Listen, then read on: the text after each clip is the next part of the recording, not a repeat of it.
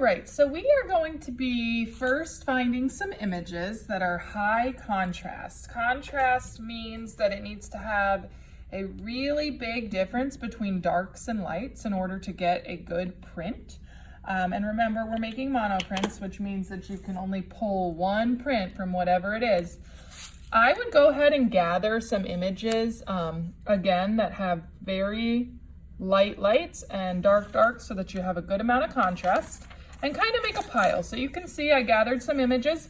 I don't know how well they work. I'm gonna kind of wing it and see what I can get out of these. So I think I'm gonna start with, I really like this image, so I'm gonna try it out. What I'm going to do, I'm gonna set that aside. I'm gonna get my jelly plate ready. Your jelly plate is where you're gonna be adding your paint to.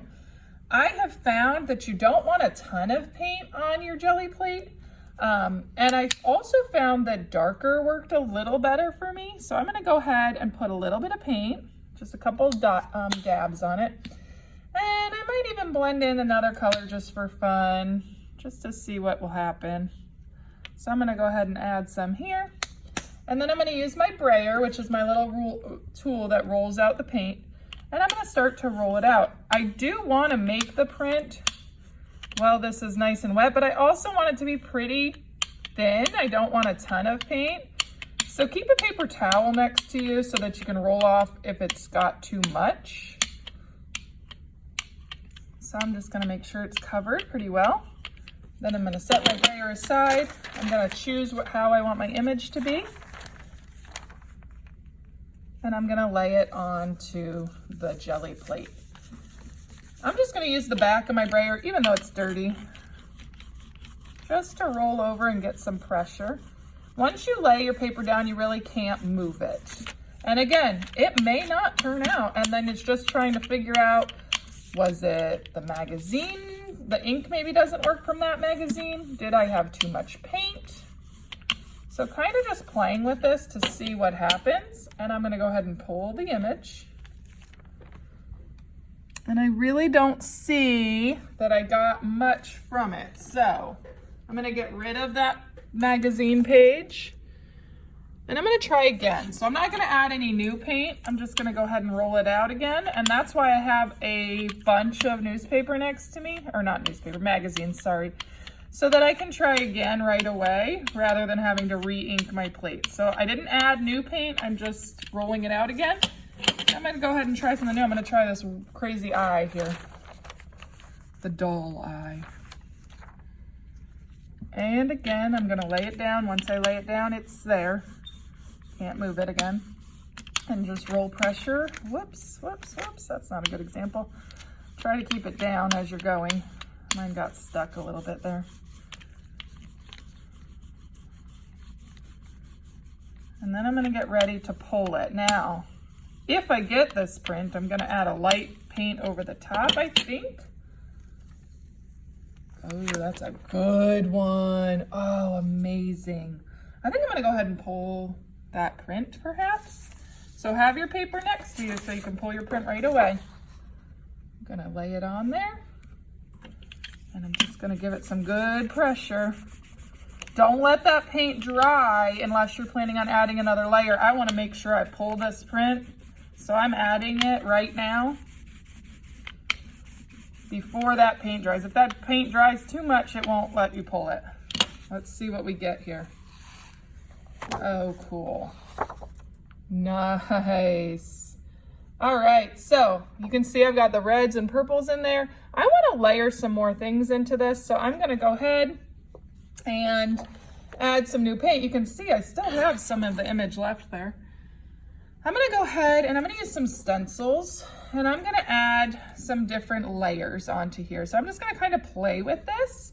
I'm going to go ahead and thinking about how this is going to lay out on my page. I want to do the opposite. I don't want to cover up her face. So I'm going to layer some just designs onto it. I'm trying not to put the paint over here because I'm just really focused on the stencil area.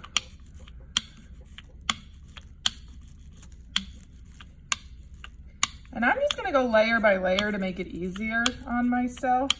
So once I have that wet paint on there, I'm gonna go ahead and take the stencil off like that. And then I find it easier to line it up if I pick up the jelly plate and then lay it onto my image again and press down. So what that's doing is I'm just adding another layer of paint to my artwork. So I'm pulling that up. Now I have those kind of cool designs, and I'm just gonna keep playing. So I'm gonna add some more. When you do finish with the stencils, please wash them in the sink and dry them. So I'm gonna add some kind of cool image over here, and I think I'm gonna really embrace that red that I had going.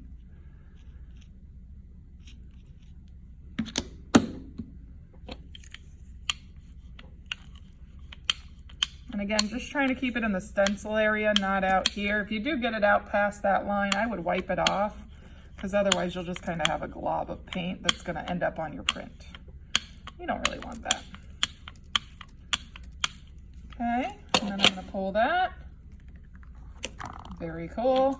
And again, I like to move this image so I can see what I'm doing, and I don't love that it would be there. So I'm going to rotate it, and I think I'm going to lay it right over that pink again. I don't even have to lay the whole thing down. I can just smooth out the paint where I had it. And there we go, getting very, very cool.